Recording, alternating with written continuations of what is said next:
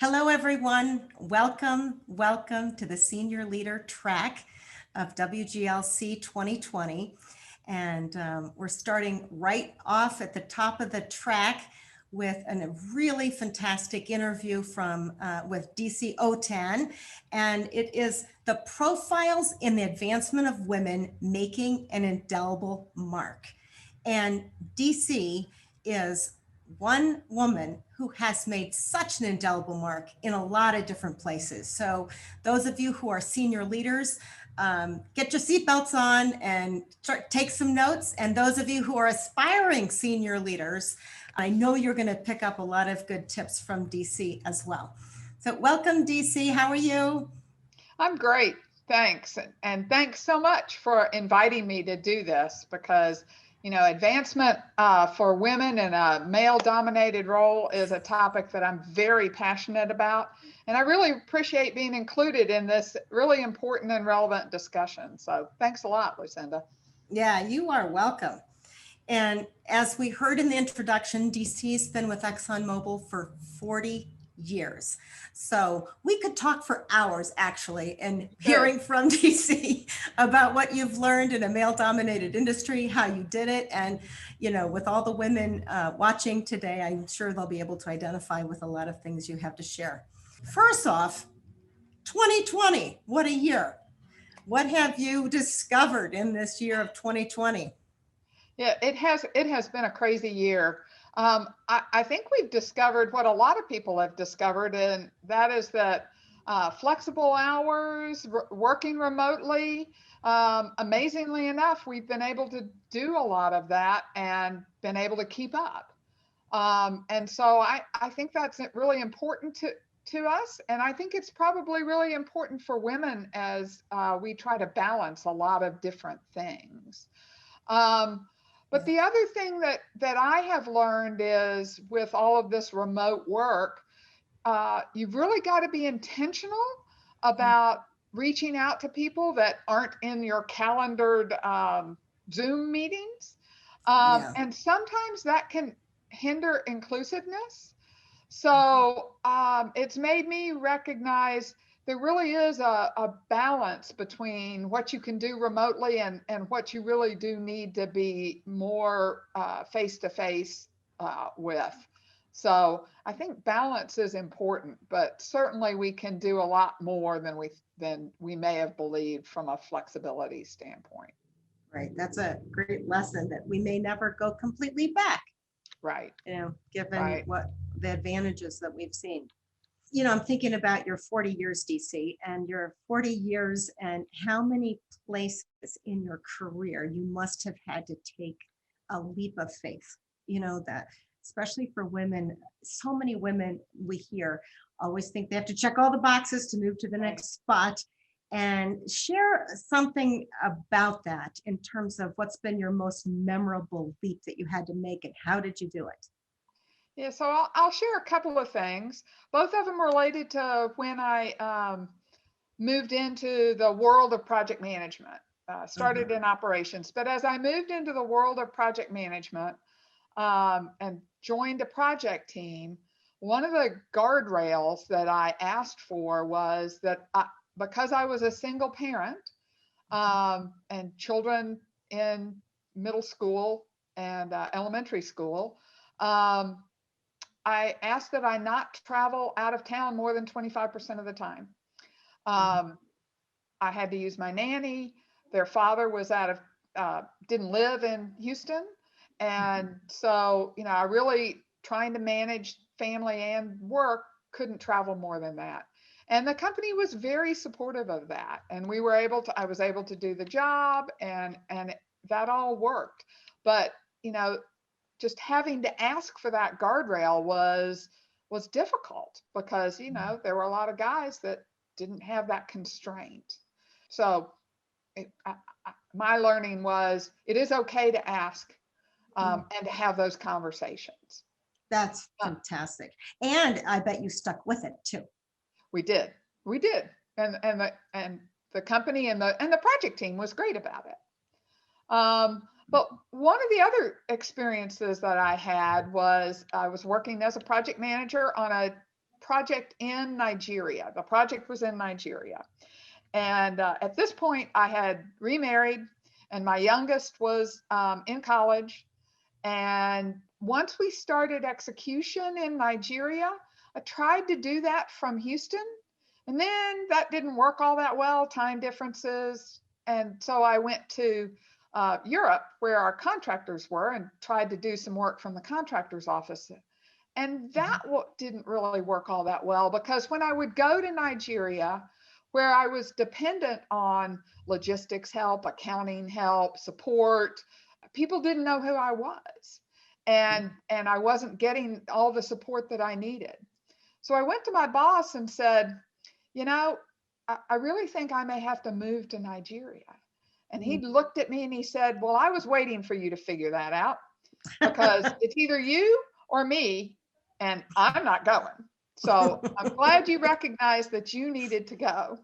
So, and my message there is, don't be afraid to make an assessment and then propose what you think is the right thing.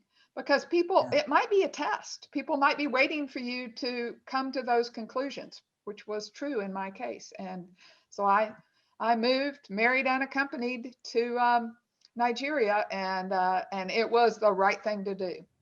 So Wow. How long were you in Nigeria? a couple of years. Wow. A couple of years through startup. Mm-hmm.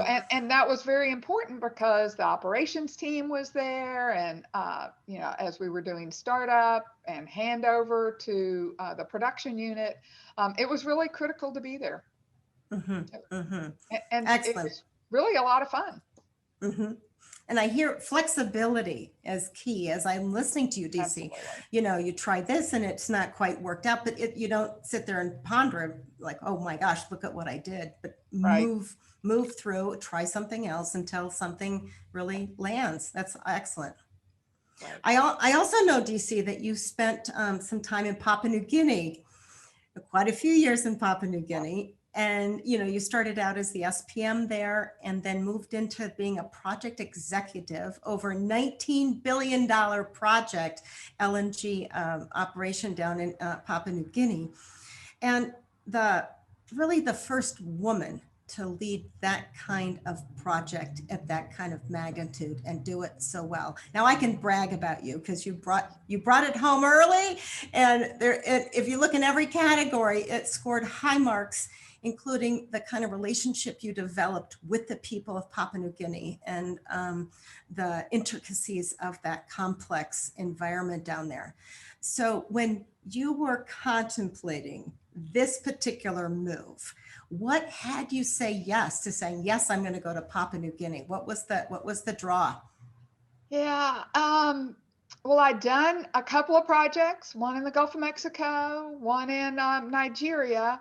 And as I was back in the center working on some engineering, we were doing some engineering for the pipeline routing of Papua New Guinea. And it was seismically difficult.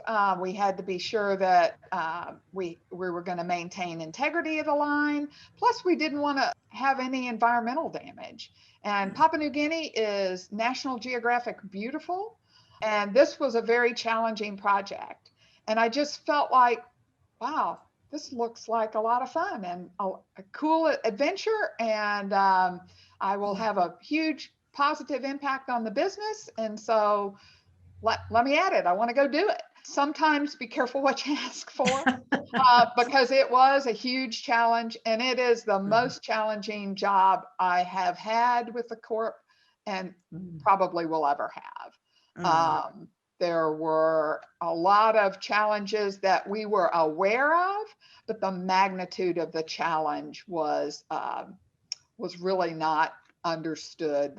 The community affairs challenges, the logistics challenges up into the highlands of Papua New Guinea, where the road was not paved all the way and up very steep hills. There were just a lot of significant challenges that in the end, it all worked out for us. And that was because we really were one team and we really were focused on delivering. And it was a great experience. And what do you think? I look at that period of time and think of the words elegant power come to mind. As I observe you, Decie, you do bring you're not afraid to bring the feminine side as well as the, let's get down to business kind of side.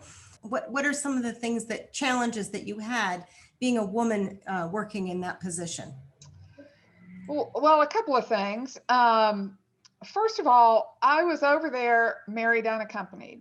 Mm. So having a support structure. So my husband was here in Houston, and I spent a couple of years in Australia doing engineering, and then 4 years in Papua New Guinea. All that time he was living here. So we had to work out a deal. How often are we going to see each other? We had a deal every 6 weeks. Somebody was going to see each other somewhere. He was a consultant, so his schedule was more flexible than mine. So I had to work the support system. My kids were grown, but grown, they were just in college and just out of college. And so I wanted my husband here to help them. But he and I had to maintain a lot of communication, and that's hard when you're 15 hours apart. So we had a tool that we've been using. It's been a second marriage for both of us, and we've had a monthly discussion at the end of every month.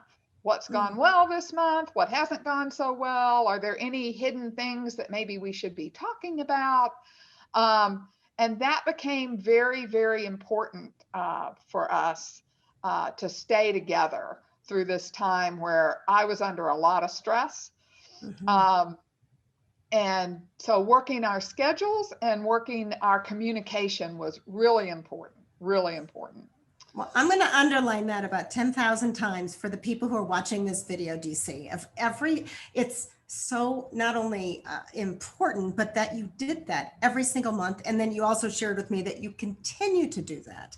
Yes. It's not just sharing information. You're checking in, you're going, okay, what's really working, and put it on the table. Right. And how are you feeling? How am I feeling? Are we communicating enough? I'm traveling. I'm distracted. I'm focused. And occasionally he would be fun. So yeah, that was very important. And I don't think I could have done it without that. But the other thing, and I don't think this is just for women, I think it's for everybody. I talked about us being one team.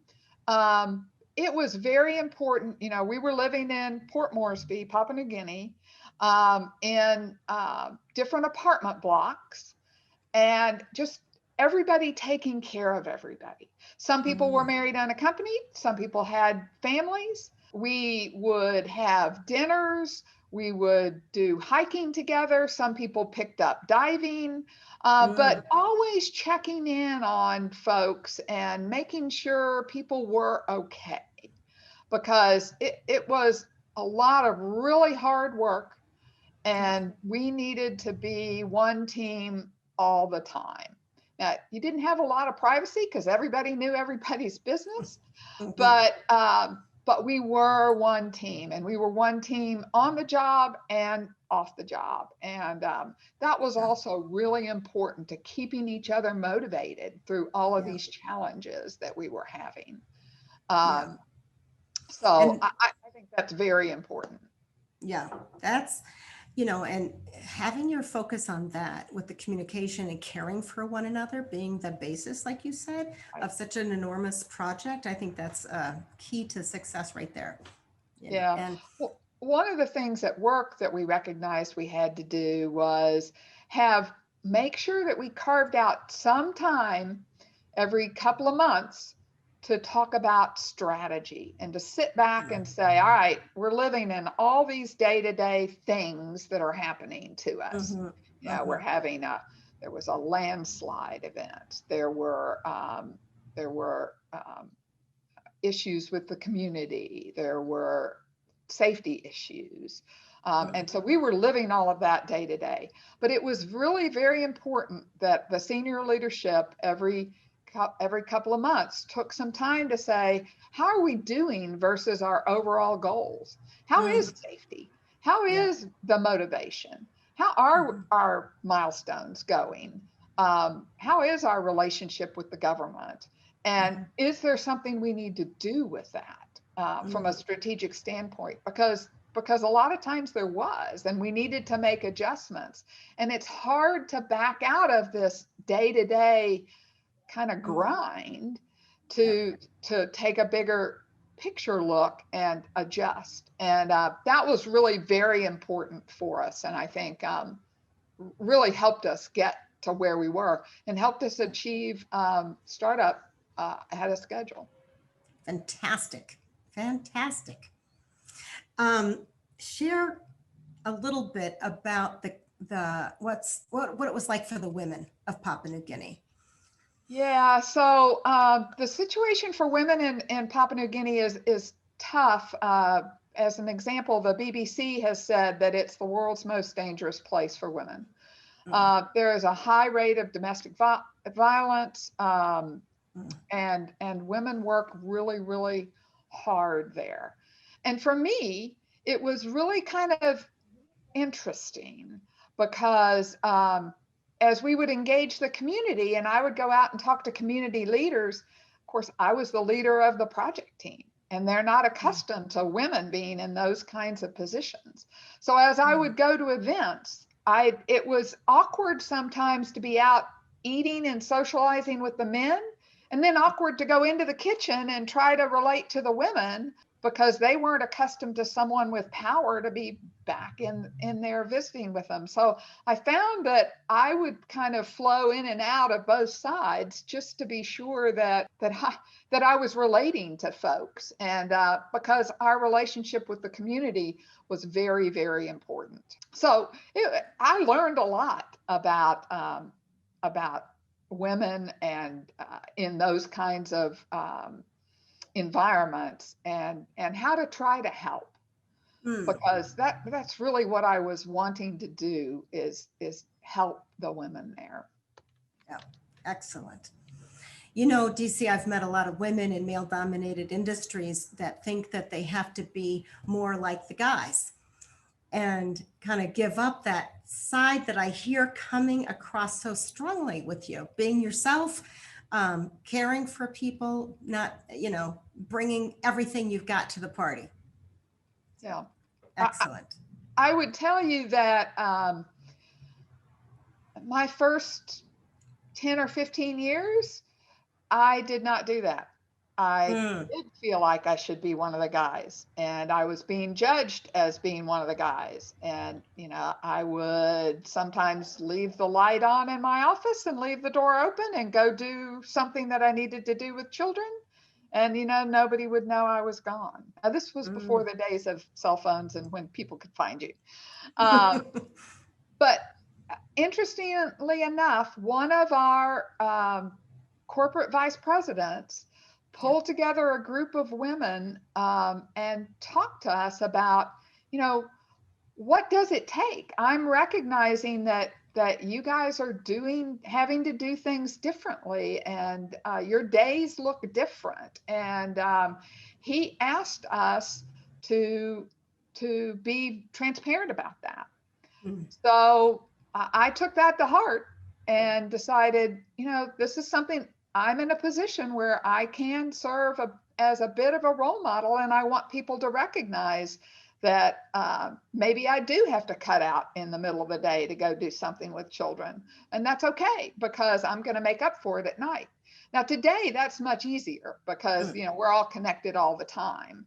But back then, it really wasn't. I didn't have a computer at home. I didn't have a cell phone. But I do think it's very important that women, as they advance, serve as role models. Excellent. And for those of you who are listening that are aspiring senior leaders, you can take a shortcut. You can just go straight to being yourself. Yeah, I agree. Awesome. Speaking of being a role model, Decie, I had the honor truly an honor of being with you in Papua New Guinea toward the end of the project, where you were dedicated to be able to leave the women as empowered as possible in Papua New Guinea. And you took a group of women off to an island very close to Port Moresby, and we worked with these women, and one of the intent was to have them come up with a collective impact. And they were going back and forth, and we know about the abuse of women, the domestic violence, and so on. So I thought, well, they would probably come up with a project in that arena. And they had, they called me back. You were in another room. They called me back and said, we have an idea. I don't know if DC is going to like it, though. I'm like, oh, well, I wonder what that is. They said, what we want to do is start a scholarship for women in Papua New Guinea in engineering. Because once a woman is elevated to a level and can earn money, it's a different situation at home with the domestic violence and so on. And here's what we want to do. We want to name the scholarship Decie Autin Scholarship for Women in Engineering. And they wanted to name it that because they wanted to make sure they didn't forget, and the people after them didn't forget, that a woman was the one that led this incredible PNG LNG project for their country. And they wanted to memorialize it.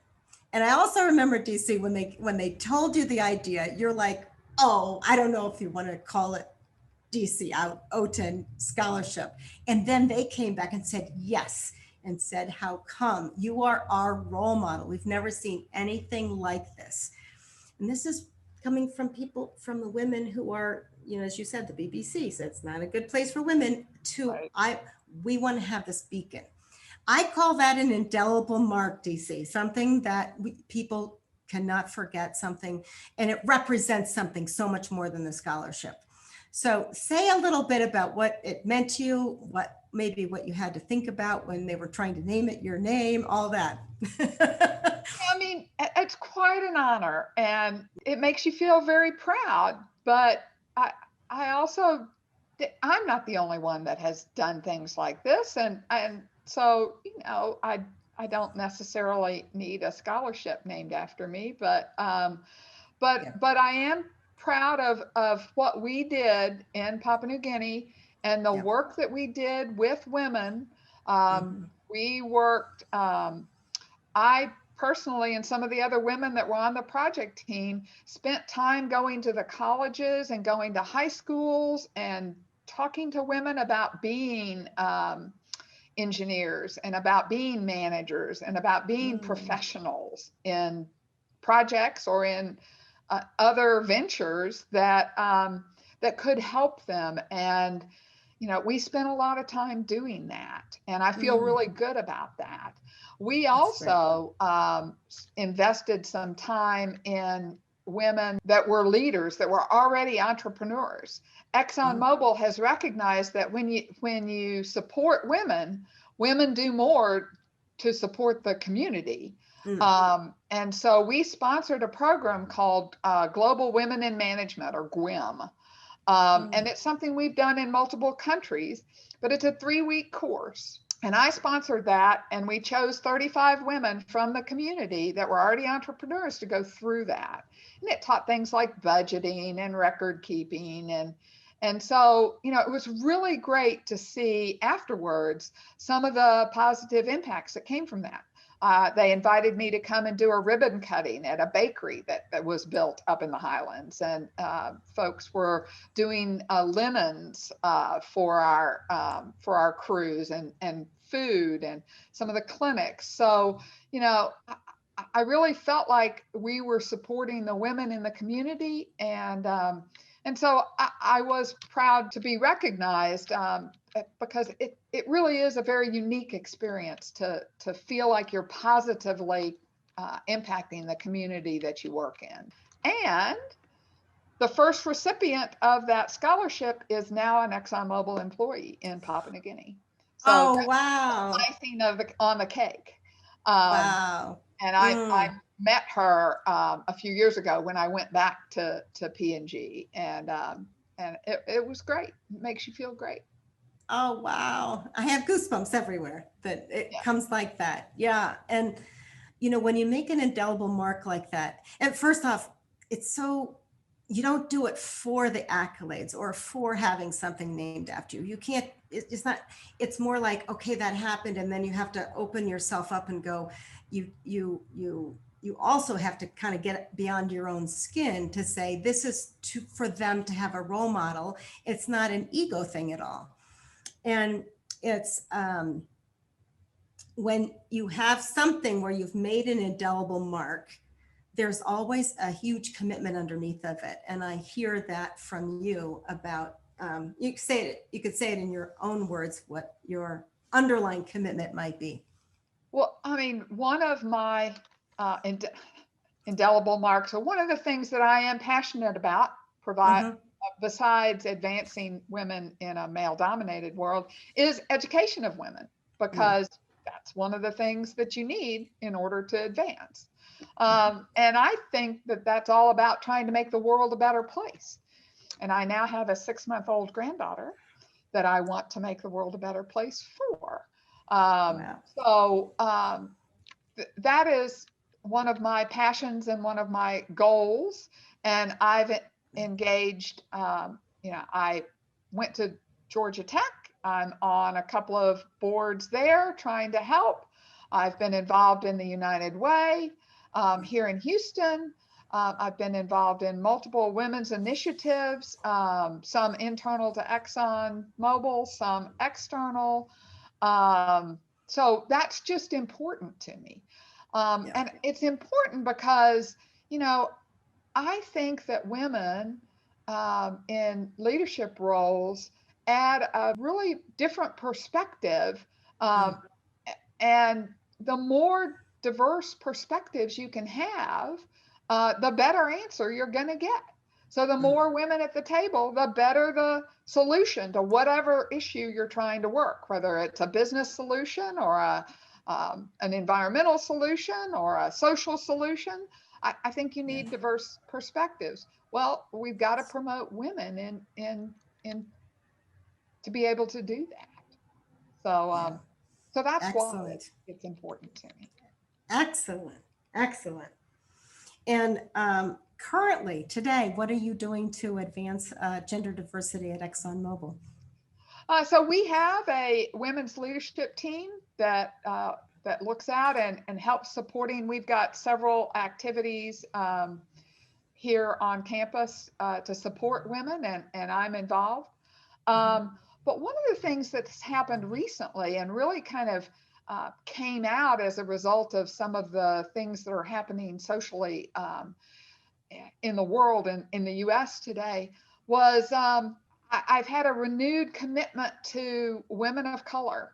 Mm. And the feeling, several of them came to me after some things happened in the world saying, you know, sometimes we don't feel like you and some of your peers are, when you look at the women's leadership team, looks pretty white. Why haven't I noticed that? Why haven't I done something about that? Mm. And it made me recognize, I've got to be broad in my own desire to improve women's education and women's advancement. It's got to be all women. And I don't think I was not recognizing that, but I'm not sure I understood how intentional I need to be at recognizing that. So, Mm. so that's one of the things that we're working on right now is to improve some of the discussions with some of our women of color. That's fantastic. That's fantastic. And you begin to recognize the same kind of things you're hearing now, maybe what you heard in the beginning as well. So Right, that's excellent. right, yeah, And exactly. and that you take the time to listen and really hear. We could take a page out of that book. Yeah, yeah, Yeah. and I sit on several of our people placement committees, Mhm. and I take it upon myself to test when we're looking at candidates, and we always try to bring diversity candidates. But I try to be sure that I'm testing. All right, are we sure? Now, why not that person? Why not the diverse candidate? Why don't they take this role? So, I do try to be sure that I'm putting in practice what I'm preaching. Yeah, excellent, excellent. Now, if you could say anything, the last question here, if you could say anything directly to the women in energy where you'd be totally unabashed, what would you say? I've had a 40-year career and I've seen a lot of change. I was the second woman to go offshore for Exxon. That was a way different environment than it is today, and the world's come a long way, but it's not where we want it to be. I watched our first female VP grow. I've now watched our first female president within ExxonMobil be named, and now we've had 3. And I've watched and helped to contribute to the growth in the pipeline of those women. So what I would say is, don't doubt yourself. You can do anything you put your mind to. Now, it may require perseverance and resilience, and it may not work out the first time, and you may decide that's not really what you want, but you got to go for it. And you got to be willing to try different things, not just take the routine or the safe choices, because it's amazing the things that you can learn and the things that then you can teach others. And my time in Nigeria taught me a lot of that. My time in the Gulf of Mexico taught me a lot of that. And my time in Papua New Guinea taught me a lot of that. So,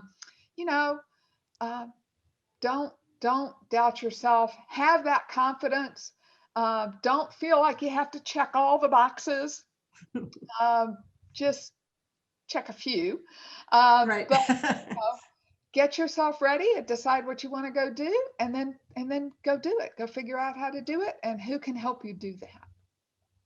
Fantastic. Excellent advice. And in this session, your passion for educating the women who are listening to this video is loud and clear. Great, great, great insight, great advice. Thank you so much for your time, and we'll be seeing each other. Okay. Thanks, Lucinda.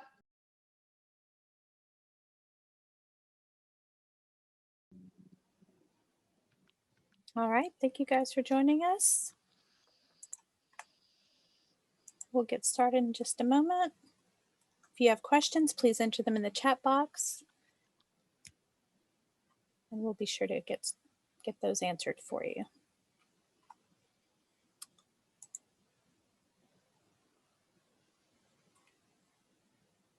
Okay, I think we're going to go ahead and get started. Again, thank you everyone for joining us for the live Q&A. I do have a question that came in on the platform. This question is for Lucinda. Lucinda, what is an indelible mark exactly, and why is it important? Thank you, Melissa. And by the way, thank you, Melissa, for being the coordinator for this whole extraordinary conference. Approaching 10,000 people online. Really, congratulations. And I would say that is an example of an indelible mark. Indelible meaning you can't erase it. It's hard to forget. It's something that exists in the world that's beyond you. So when Decie and I were speaking, it's so important for women, especially women who are on the further end of their career, when you're interested in your legacy, how you're contributing and how you're serving, to actually articulate what is going to be your indelible mark. Gets you out of your own skin and into your service, and not what other people say after you're no longer in your position or working. Gets you out of your skin and gets you beyond your career, gets you beyond your next position, and it fuels what your contribution will be for your entire career, and for most people, even your life. So Melissa, I would say 10,000 people at this conference, going from 1,000 to 10,000 is an indelible mark. We will never forget this. This is like a, there was before and after. I agree. It's just crazy. And people logging in from all over the world. It's really amazing. 125 countries at least. That was the last count last week. So yeah, it's amazing. Next question here. It's for DC. So it says, great sharing and amazing career so far. What was your personal motivation that kept you going when you faced challenges during your career? Yeah, Kelly, that's a really good question. For me, it's just I've always I've been very self-motivated to perform, and so if there's a challenge, then I just want to take on that challenge and try to work through it. And I do that for myself as much as for the company. It just trying to overcome those challenges is something that I don't know. I was just born trying to do. So sometimes I try to take on too much, and I have to recognize, oh, okay, maybe I need to back up a little bit and get more specific. But I just feel like I can do a lot of things, and I want to make a positive difference, and I want to keep on going. So. I see another question here, Melissa. Hi, yes. So yeah, this next question. Hi, Decie and Lucinda. Thanks for the session.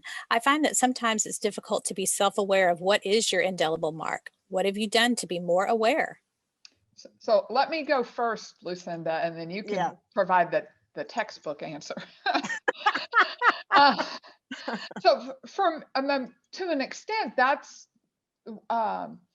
it does take stepping out of, kind of to Lucinda's point, it does take stepping out of what you're doing in today's world to think about, where do I want to go? What impacts do I want to make outside of my specific job or the specific things that I'm doing in my church, for example? And I really think you have to stand back and say, where am I going? How do I want to positively impact the broader world that I live in?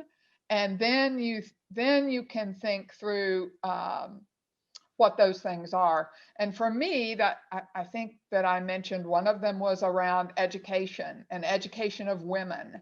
And I can do that in a lot of areas. I can do that at work. I can do that through my alma mater. I can do that through school, through some of the schools that I'm associated with, and I can do that through my church. So there are a lot of ways to impact education, but you do have to take the time to step back and think about it and become self-aware and self-directing. What do you want to do? What's in your gut as to where do you want to go? Well, DC, Lucinda, I turn it over to you. That's a fantastic answer. I love that. And what you said about the last thing about being self-aware and self-reflective, many of us have spent a lot of our lives, a lot of our career getting feedback from other people. Well, how should I be? How I ought to be? What would make it, what's going to float in today's world, but looking outside ourselves. And then when you said taking the time to be self-aware and saying, what is my deep desire? What's my passion? What do I really love?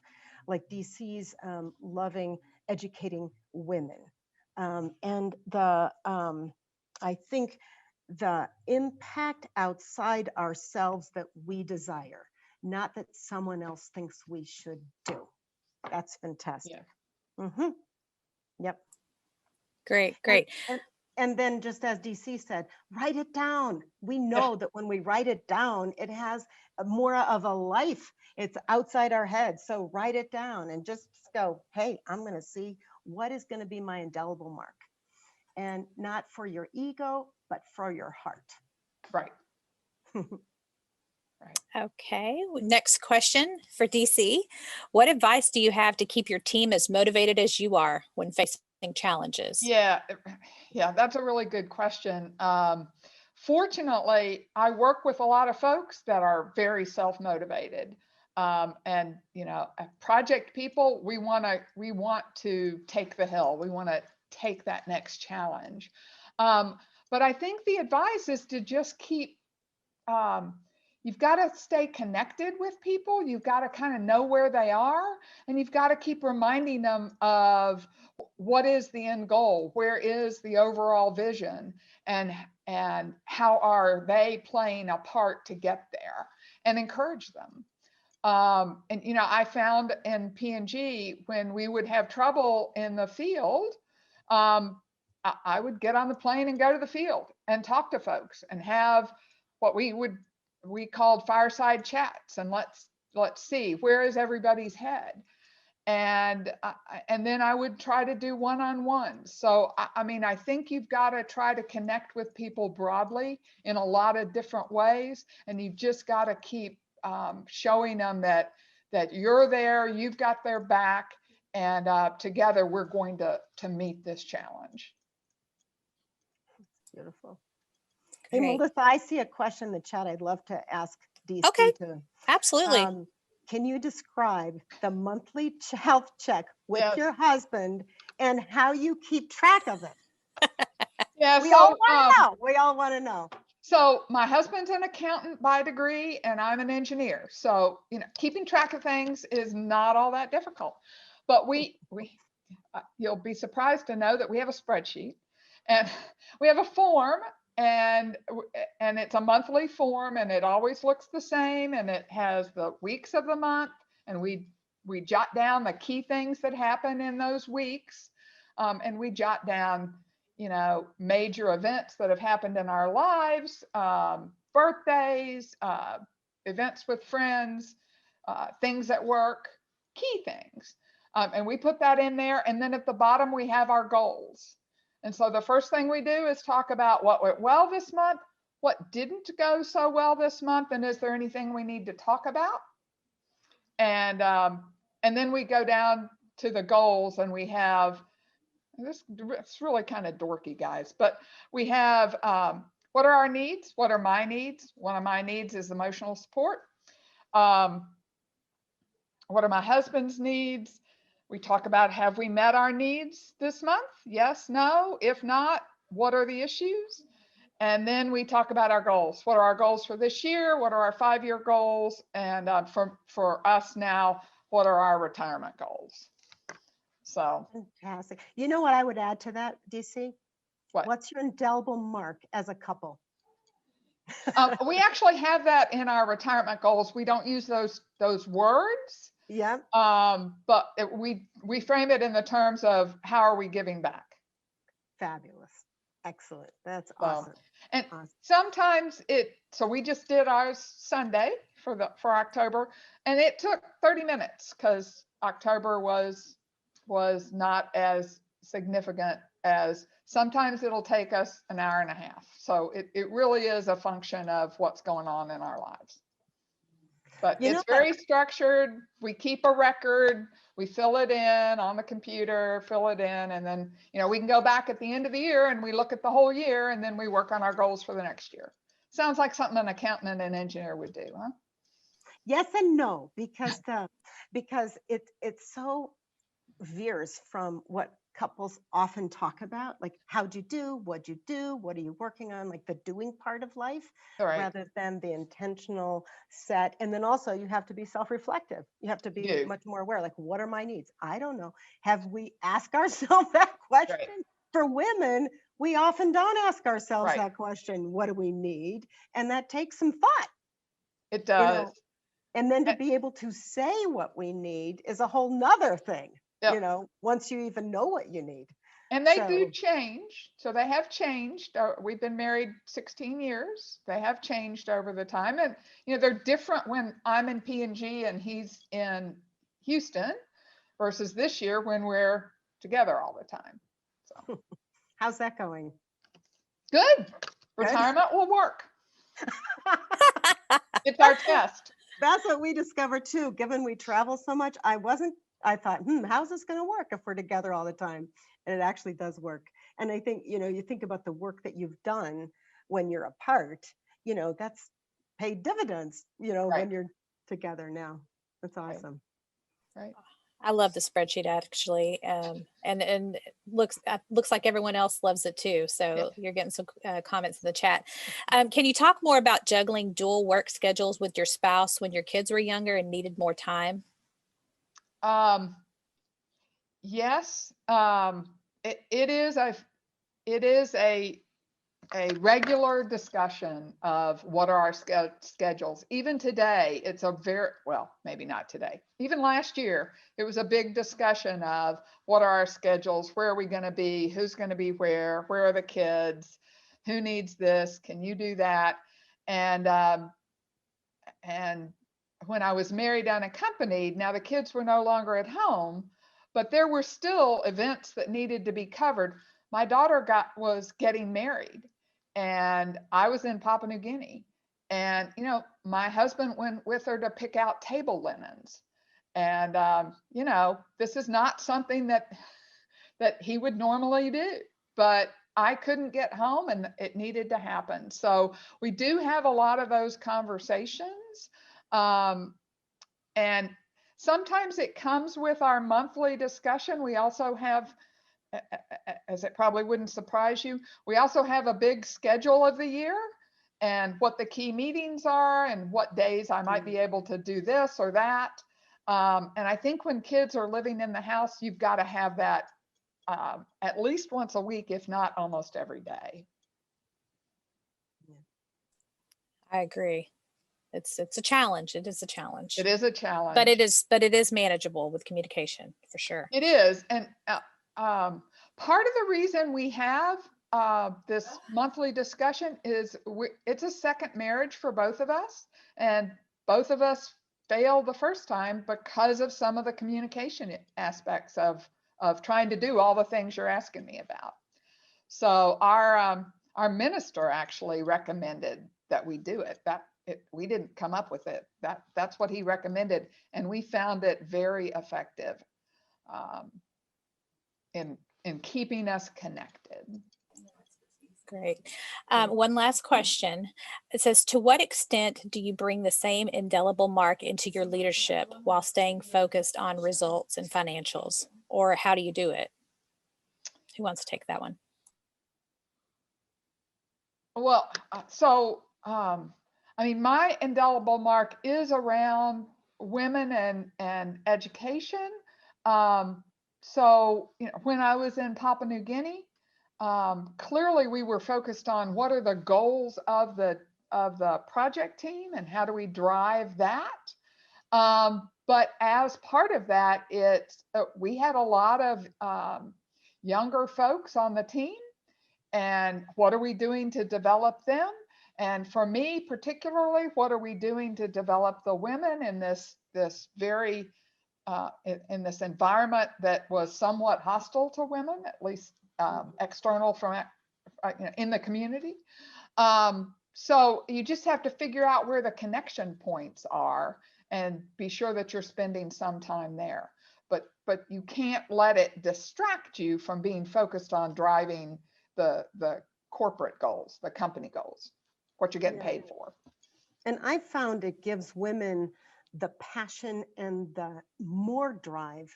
And when you're a great businesswoman, you've got those goals and you're driving toward those goals. And then but that your indelible mark is more like the gasoline, if you will, and more like the fuel for me. And I find people are much more effective at what they're doing.